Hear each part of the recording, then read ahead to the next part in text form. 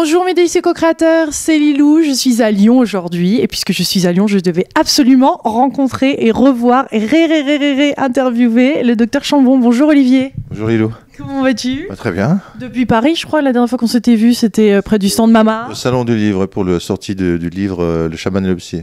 Tu t'arrêtes plus, hein. Là, j'ai 2 autres bébés dans les mains que tu as écrits qui sont sortis, Expériences extraordinaires autour de la mort. Tu as un sujet, en ce moment, on parle beaucoup des NDE, mais là, c'est plus que les NDE. Hein. C'est plus large que les NDE. C'est en fait, moi j'appelle ça les phénomènes périmortels, c'est-à-dire ce qui se passe juste avant la mort, ce qu'on appelle les visions des agonisants, ou Near Death Awareness, ou aussi Deathbed Visions, enfin bref.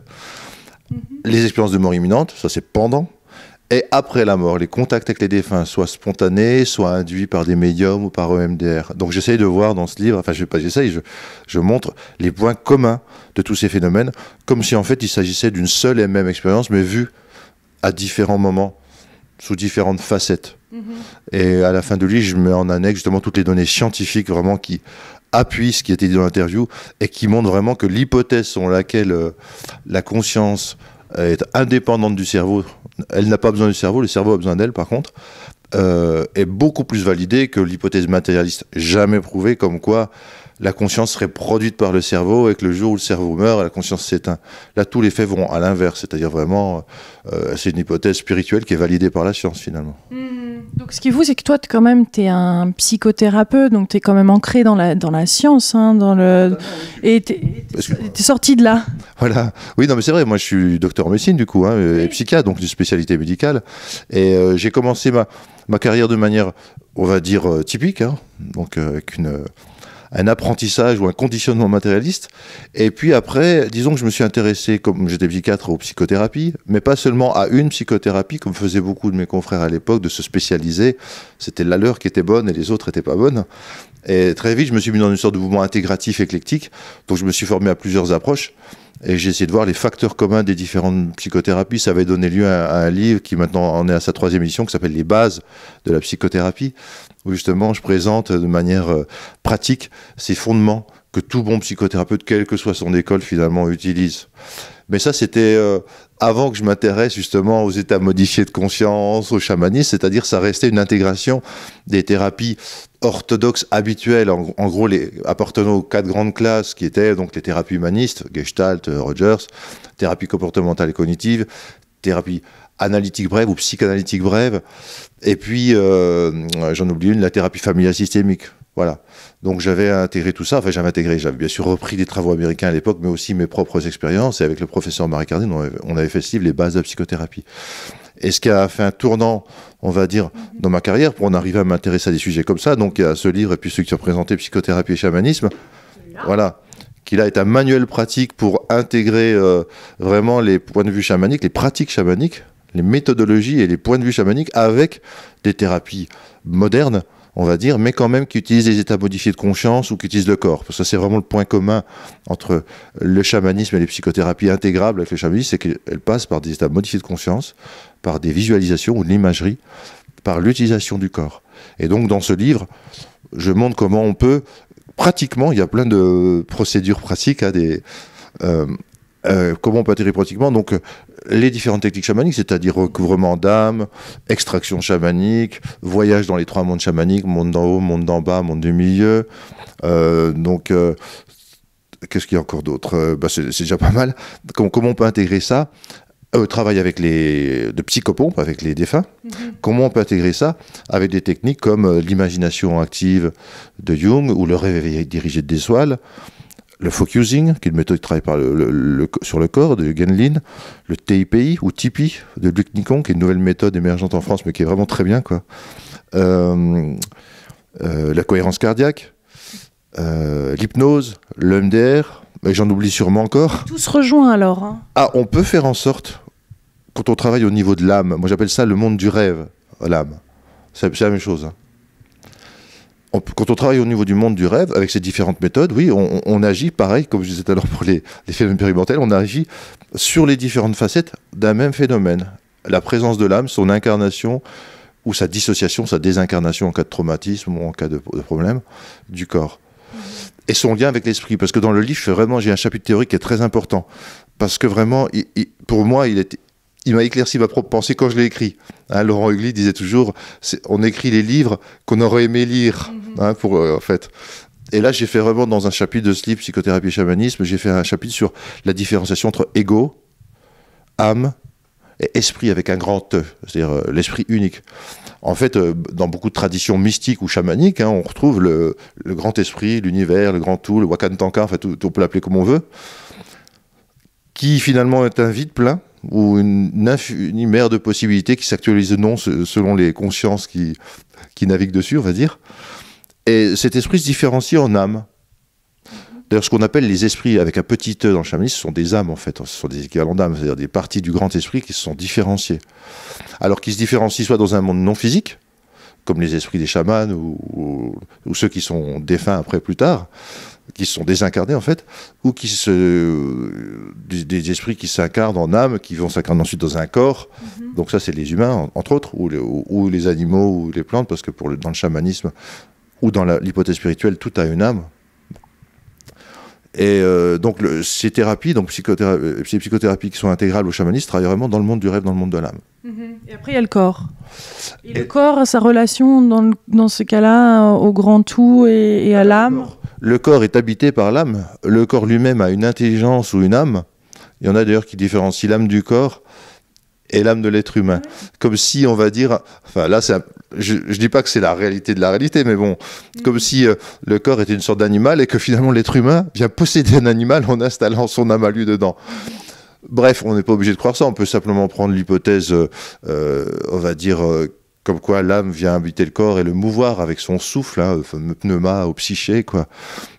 Mais en tout cas, le corps possède une intelligence propre qui est interrogée dans le chamanisme, qui est interrogée par l'hypnose, qui est interrogée par les imaginations actives. C'est-à-dire, ou par on peut vraiment faire des procédures, et dans le livre je le montre, où on parle avec l'esprit du corps, et l'esprit du corps te répond pendant que tu fais le MDR ou le FT. C'est lié forcément à l'âme.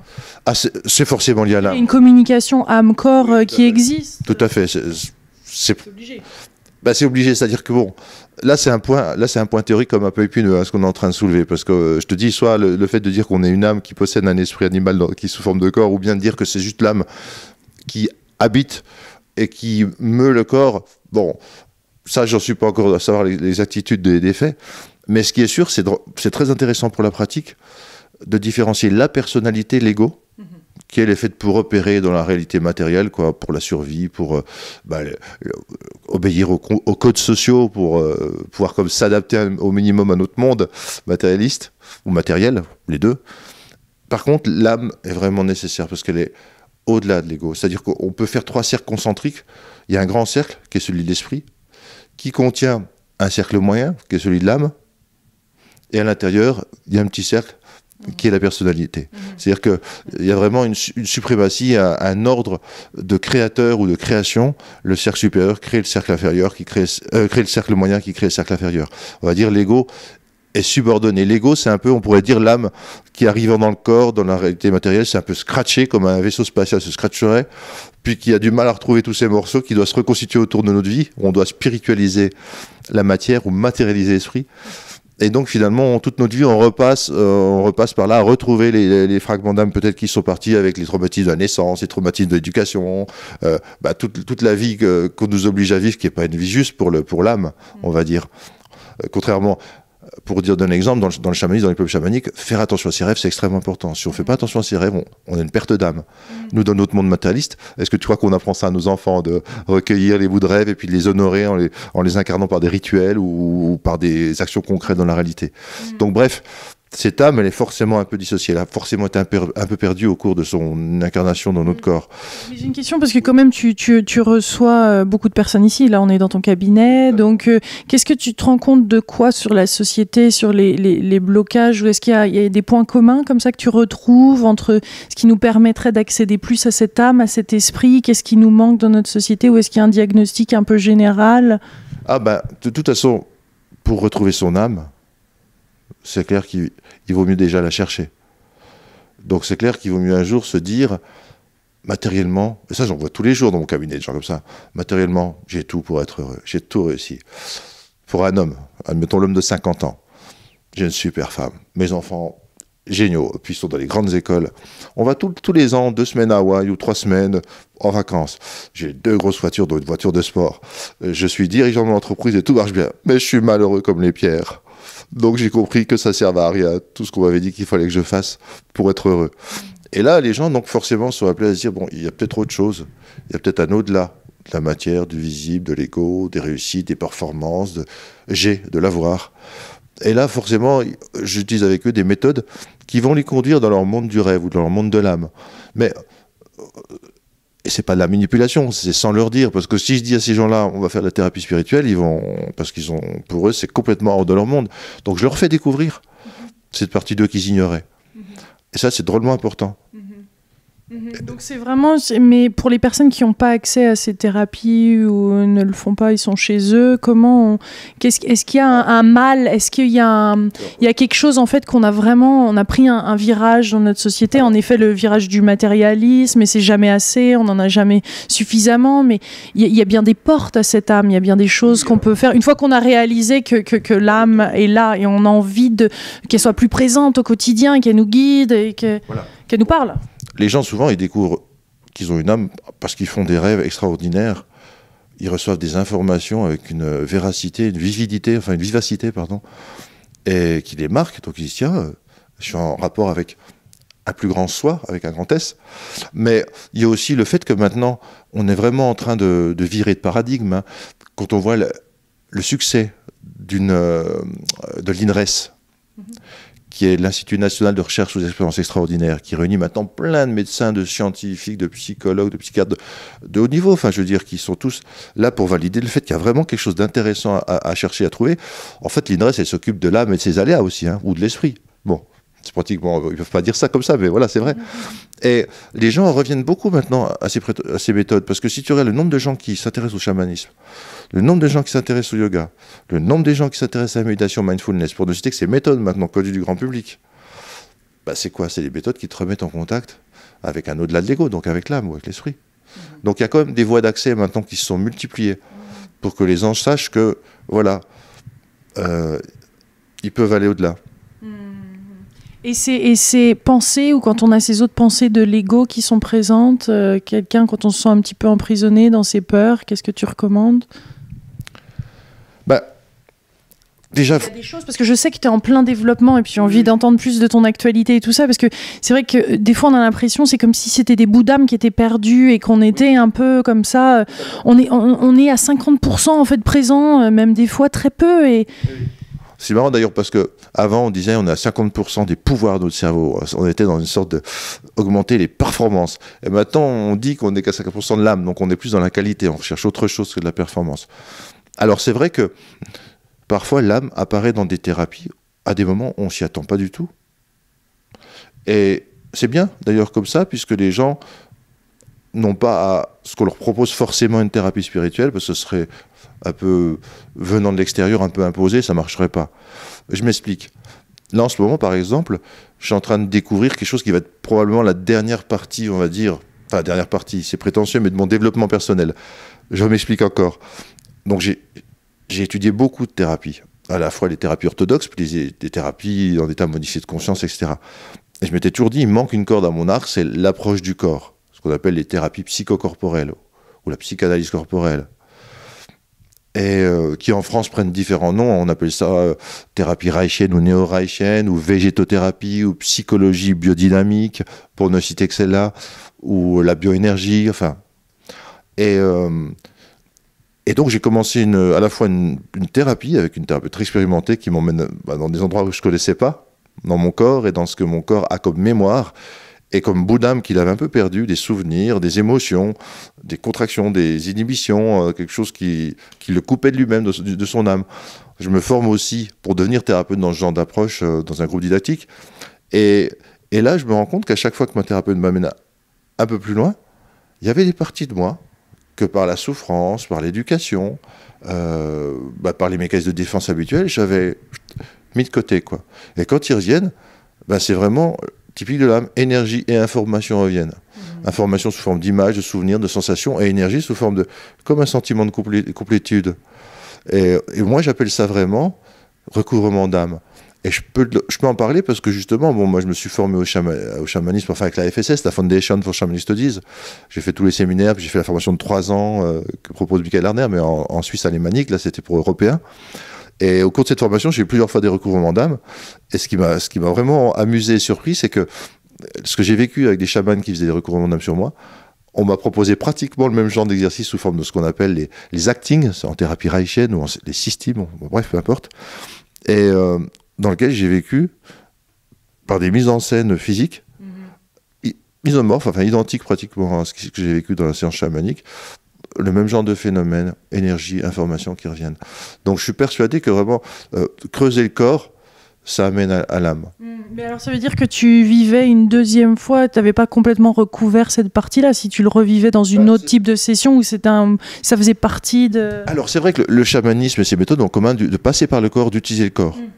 Le chaman utilise beaucoup son corps, hein, soit en faisant de la musique, déjà c'est une façon de mettre en mouvement son corps, soit en dansant. Mais il met aussi en mouvement le corps du patient, ou il touche le corps du patient. Symboliquement, quand il met sa main et qu'il souffle sur le centre coronal ou le cœur, ça a quand même un impact très fort. Et donc les thérapies corporelles et le chamanisme ont vraiment ce point commun d'aller chercher l'âme dans le corps, d'aller reconnecter l'âme au corps. Ça, je l'ai découvert assez récemment. C'est pour ça que, finalement, j'en parle un tout petit peu. J'esquisse dans mon livre Psychothérapie et chamanisme. Bon, j'intègre déjà beaucoup de choses. Et j'ai en projet, donc, avec Dervy Éditions, sous contrat pour 2014, d'écrire un livre qui s'appelle « Du corps à l'âme, redécouvrir Reich et Jung », qui sont un peu deux psychanalystes qui, eux, d'un côté, avaient beaucoup développé l'approche corporelle, et Jung, beaucoup l'approche de l'âme, et qui en fait ont beaucoup de points communs et peuvent vraiment là aussi de manière très pratique se rejoindre et s'amplifier mutuellement, quoi. Donc ce sera... Je me demande comment tu trouves le temps pour tout faire tout ça. Eh ben, j'ai pas tellement le choix, je dirais.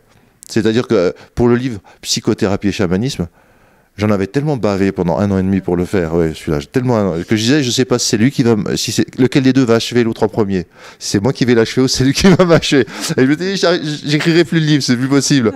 Mais voilà, je suis pris par ce que je découvre et j'ai tellement à la fois la passion de transmettre ce que je découvre, mais aussi c'est un travail que je fais pour moi, quoi. Continuer à apprendre. Voilà, c'est-à-dire j'ai besoin. Moi, je suis quelqu'un à la base qui était très intellectuel, donc je suis allé travailler dans d'autres domaines que l'intellect, mais quand même mon intellect est toujours là, c'est-à-dire que il veut se nourrir et quand il vit des choses dans l'émotion, dans le corps, dans l'âme, il veut quand même avoir sa part du gâteau et l'écrire et le transmettre. Donc voilà, c'est plus fort que moi, j'écris ce livre. Après, je me dis, si ma femme m'entendait, ça ferait marrer, c'est le dernier. Mais j'ai tellement dit des fois, c'est le dernier stage que je fais, c'est le dernier livre que j'achète sur Amazon, c'est le dernier livre que j'écris, que toutes les semaines, il y a 2 ou 3 livres qui arrivent d'Amazon, donc je crois que... Mais pour moi, je pense vraiment... je voulais écrire un livre sur l'amour, et je vois que toi, tu l'as fait, en fait. Oui. Bah, mon propre témoignage d'expérience, voilà. mais ça serait chouette de voir l'amour en thérapie. Ouais. Mais ça sera de ton point de vue, ça serait vraiment magnifique. Les portes du cœur, comme Marie-Lise Labonté. Bah, ça sera dans une dizaine d'années, en gros, quoi. C'est-à-dire que j'aurai encore bien... Il y en a encore pour madame, il y a encore 10, 15 livres. Désolé. Parce que là, t'en es à ton combien ? Oula, si je compte ceux que j'avais fait dans ma jeunesse sur la schizophrénie, réadaptation psychosociale, thérapie cognitive 2, thérapie intégrative éclectique, un autre livre, thérapie cognitive de l'institution, sûrement que j'en oublie encore un, mais disons que j'ai écrit quand j'étais jeune, mais là, je comptais un peu m'arrêter. Ah, il y a eu la médecine psychédélique pour laquelle tu m'avais interviewé aussi, aux arènes en 2009, là aussi, ça m'a bien pris, quoi, parce que c'est une grosse synthèse, quoi. Ouais. Mais c'est pour ça qu'après, si tu veux... moi, mon optique, c'est vraiment la dernière thérapie profonde que je vais faire. Je vais en baver. Enfin, je sais que je vais en baver, je sais que j'en ai pour plusieurs années. Et je me dis comme ça qu'à 60 ans, donc dans 9 ans, puisque j'ai 51 ans, je vais arrêter d'écrire, de lire, je vais vraiment vivre et transmettre. Voilà. J'ai pas dit que je vais devenir un gourou. Ou alors, sans ça dire du terme. C'est-à-dire pas fondateur de secte, parce qu'en France, dès que tu fais, voilà. Mais, non, mais c'est-à-dire, j'ai l'impression que je sens mon chemin, quoi. C'est-à-dire, j'ai l'impression de savoir où je me dirige. Alors, normalement, on doit pas trop savoir, on doit laisser aller, mais il y a un chemin qui me guide depuis des années, qui trouve sa cohérence par lui-même. Et là, j'ai l'impression de voir, comme si je voyais déjà où il va me mener à l'avance, quoi. Voilà. Pour les personnes qui écoutent, est-ce que tu as un dernier petit message à dire ou à partager, quelque chose que tu as vraiment envie de transmettre en tant que le gourou Olivier Chambon? Non, bien sûr que non. En tant que psychothérapeute, que d'individu à individu, qui a un peu consacré sa vie, on va dire, jusqu'à maintenant, depuis que je suis médecin, à essayer de voir comment aider les gens à dépasser la souffrance, à se transformer, à trouver des moyens d'appui pour un changement le plus profond possible, le plus durable possible. Et crois-moi, c'est vraiment un travail qui prend la tête, parce que c'est la question qui m'a toujours accompagné toute ma vie, ça. C'est comment je peux m'améliorer, comment je peux trouver un moyen, pour certains cas difficiles, d'aller au-delà des résistants, de faire montrer à la personne sans la brusquer, sans que ce soit moi qui lui impose ma vision, etc., lui faire découvrir, enfin... C'est aussi difficile qu'élever des enfants, quoi. C'est deux métiers les plus difficiles du monde. Pour psychothérapeute, une formation, pour élever des enfants, t'en as pas. Bon, ça, c'est autre chose. Alors, mon message, de toute façon, mon message, c'est simple. Dirigez-vous vers l'amour. Parce que l'amour est le fondement de l'univers. L'amour est partout. Il y a des fois, il faut vraiment le chercher, mais il est quand même là. Il est en nous. Une bonne méthode pour le faire, c'est soit méditer sur la compassion, soit faire de la cohérence cardiaque, par exemple. Et puis il y a plein d'autres méthodes, évidemment, hein, mais moi je dis celles qui sont les plus accessibles, comme ça. Parce que l'amour va vous diriger vers votre âme. Hein, l'amour relie toutes les âmes, mais va vous relier à votre propre âme. Et une fois que vous aurez trouvé votre âme, elle vous indiquera un chemin propre. Et là, vous n'aurez pas besoin de demander à un gourou ou à Olivier Chambon ce qu'il faut faire. Ça vous sera soufflé. Vous serez porté, les événements s'enchaîneront, les synchronicités vous porteront et vous diront « Tiens, bah, comme par hasard, il y a un truc d'un stage. Oh, puis ce livre que j'ai ouvert qui est tombé devant moi, c'était justement ce qu'il fallait, etc. » Et vous serez accompagné par ce que les chamans appelleraient vos guides, vos esprits du monde d'en haut, ou votre animal de pouvoir. Mais c'est plutôt les guides qui pour la destinée spirituelle. Hein. Les animaux de pouvoir du monde d'en bas sont plutôt pour les aspects pratiques de la vie terrestre. Ou par votre ange gardien, ou par votre gourou intérieur, ou par votre guérisseur intérieur. Enfin, vous pouvez l'appeler comme vous voulez. Et voilà, donc dirigez-vous vers l'amour, trouvez un moyen de mettre plus d'amour dans votre cœur, dans votre vie, de considérer les choses, la société, les proches, avec la compassion, qui est une forme d'amour, et vous serez aidé. On voit bien que l'auto-guérison est possible après. Très rapidement en plus. Hein.